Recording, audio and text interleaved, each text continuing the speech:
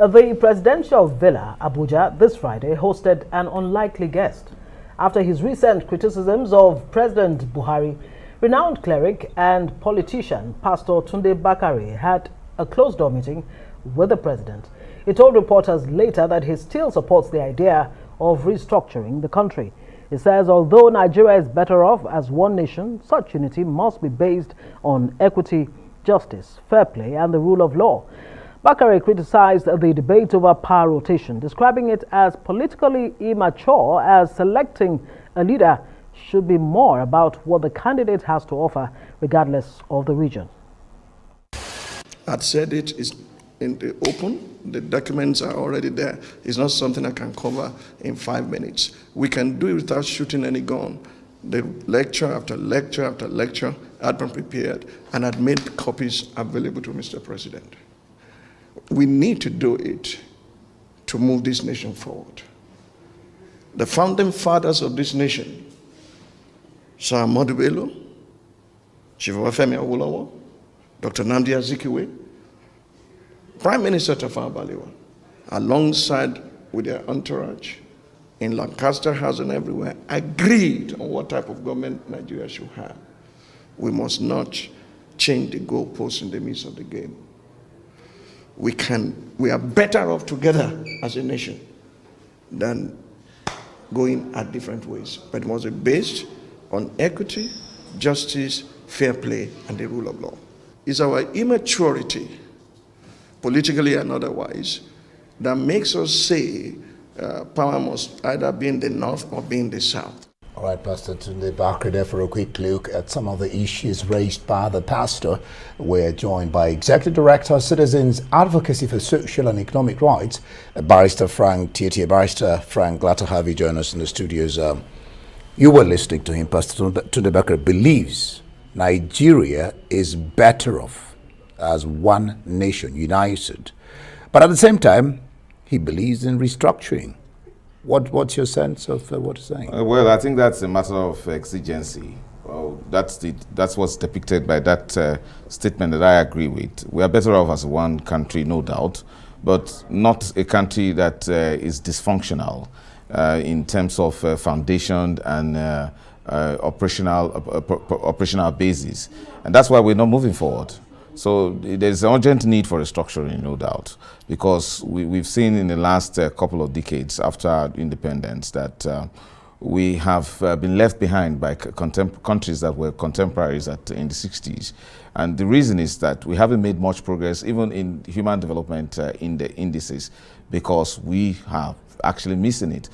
Our politics does not promote national integration. Our politics don't promote a situation where the best of Nigeria can actually come to the world. So I think it's important that we restructure, or we will naturally just die out as a country. So it's a matter of urgency.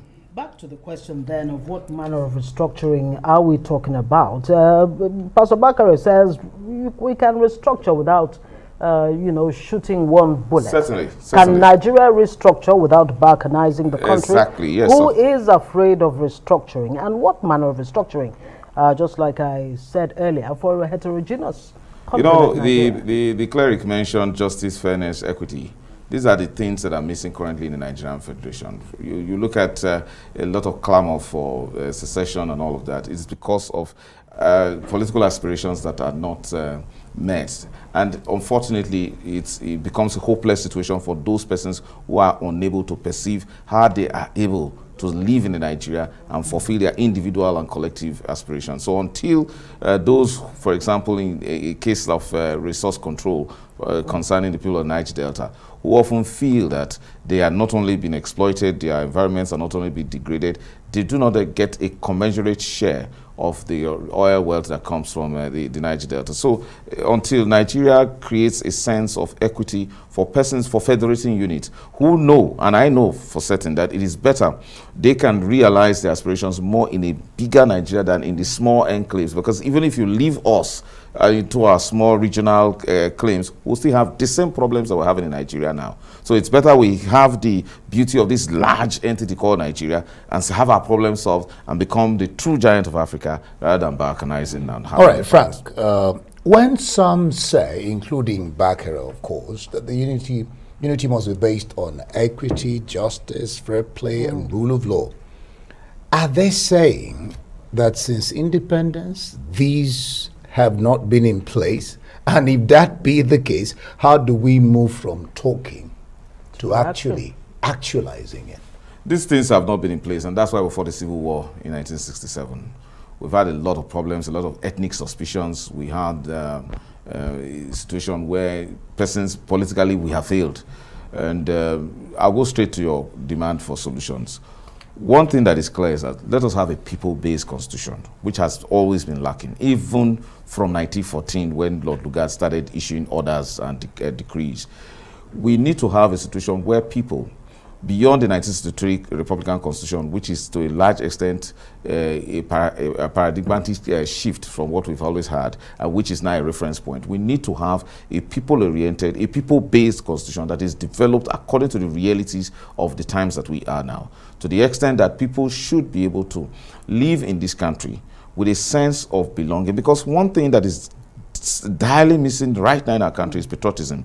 We don't have a sense that we belong to this country and that we owe this country something and that we are grateful for. We hardly, Nigerians, majority of Nigerians on the streets don't think that Nigeria holds anything great for them. And that's not true, because contrary to the case, we're a great country with a lot of potential. But unfortunately, the messaging is not going out. But the perception when you see the way government is composed, the way government is operated, when you see the resources of state, the manner they are shared, and there is a perception of exploitation, deprivation, oppression, and unnecessary reward for, so this imbalance is something that is a problem. Now, when we now have a constitution that is people developed, then let us now have a culture of sticking to the provisions of that constitution. It doesn't matter wherever, whoever, and the subject matter that is involved. Let us just have a constitution that works. We don't have the time.